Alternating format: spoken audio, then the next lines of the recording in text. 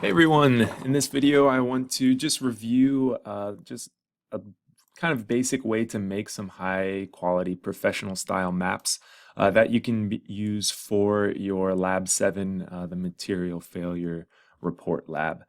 So the application I'm going to be using is Google Earth. If you're unfamiliar with Google Earth or you don't have Google Earth yet, I highly recommend downloading it. It's for free.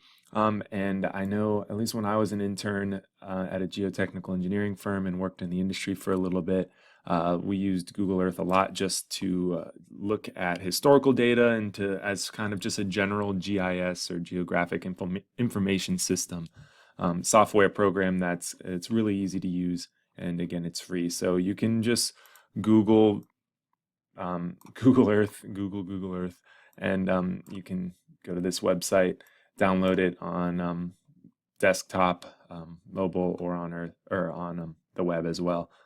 Yeah, so the interface would look something like this. You can click and drag around. If you have a scroll bar on your mouse, then you can also scroll in.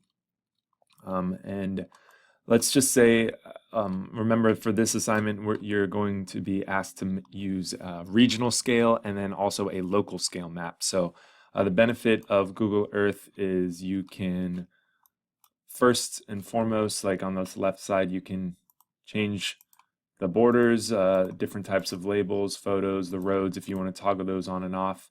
If you don't like this image, this aerial image, then if you click up here on the left where this little clock is, you can actually go back in time and see previous satellite imaging to like before UNF was a thing, if you want to like look at that or something too. It's kind of interesting to see. So let's just go over how to I'm just going to keep it on 2020 at least for now, but how to like produce a map from this. So there's a couple different ways. If you would like to, you can add different important geographic like information. So if you want to show that this is downtown Jacksonville, then you can click that plus place mark here. It'll open a new window. You can drag this wherever you'd like, just in the center of Jacksonville here. And we'll just say this is downtown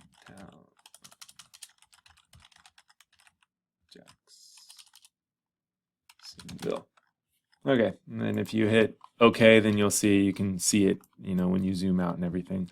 So let's say similarly, we want to do that for UNF. So here's the campus of UNF. So once we're on here, we'll be hitting this little plus. Let's change it to right here, I guess. If I wanted to change the logo, then you can change it to any of these like little icons. Something like this. Likewise, if I wanted to change the properties now, you can right click on it and click properties. On the style and color, if I want to make the logo bigger or the label bigger, then you can do that here as well. So now that we have these two things, just general on the geographic indicators on the large scale here, how do we get a map from this? So you can do two things now. You can, if you have a snipping tool on Windows, you can just do this and then do a quick snip of that. But what I prefer to do is you can actually make a map specific from whatever you're viewing right here. So in this top bar here, if you click Save Image, then it'll produce a compass, which is one of the requirements. So where it's showing you which direction is north. And then it will also produce a scale, which is one of the requirements too. So it shows you this section on this map is 8 miles. And the nice thing about this is as you zoom in, that scale will change as well. So let's just say I want to produce a map like this. So you can click on each aspect and move it wherever you want. If you change, the direction, then you can see the north arrow will change as well. And then the resolution, I have it on 4K, but you can change it to 1080p. You can see it may change the scale a little bit. So under map options, there's also other elements you can add. So if you want to add a title and description, and you can move that wherever you want, you can see this is your title and description. If you want to add a legend, if you want to add a scale or take the scale and compass off there, you can do that. You can also scale it differently. So if you want to make it larger, let's just do that so we can crop it and see that. So here, this is good enough for us. We want to see UNF, we want to see downtown Jacksonville. The project location is going to be at UNF. We have our scale and our compass. So what you do next is save image. You can just save it to desktop or whatever. Let's just say map out 2, save it as a JPEG. And now you have an image file. So what I like to do is edit that image just to refine it a little bit more in PowerPoint. So what you can do is open a PowerPoint presentation, and this is an example of some of the things I've done on PowerPoint.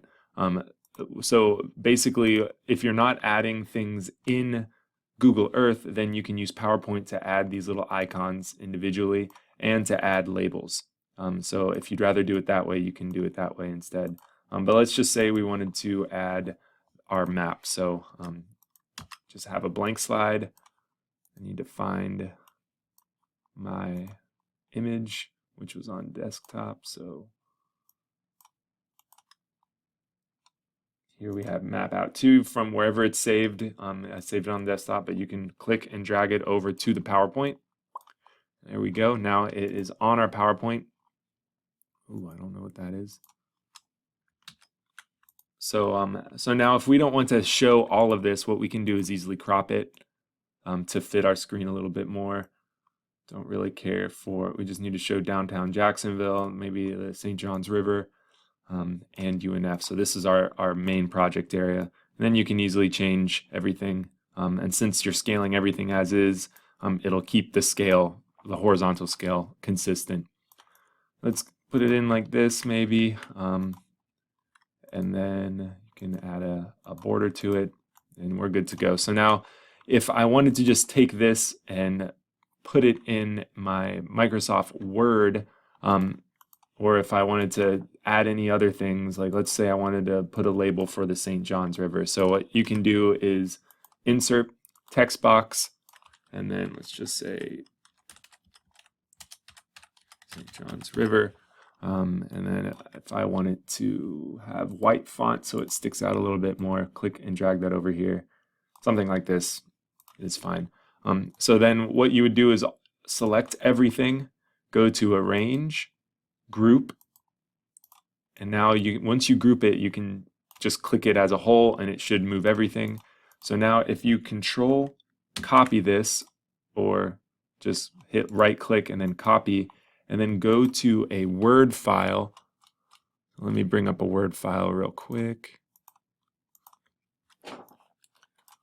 Then again, what you're going to want to do is paste this as a high quality image. So let's just show what would happen if I just hit Control V, which is just generic paste. So it pastes as an image, and since the image was pretty large to begin with, then it's okay. But we can see if we zoom in, it doesn't retain the resolution. So it still looks kind of good because it's a large image. But if it was smaller and you were zooming in, then it wouldn't retain the crispness or the resolution of it.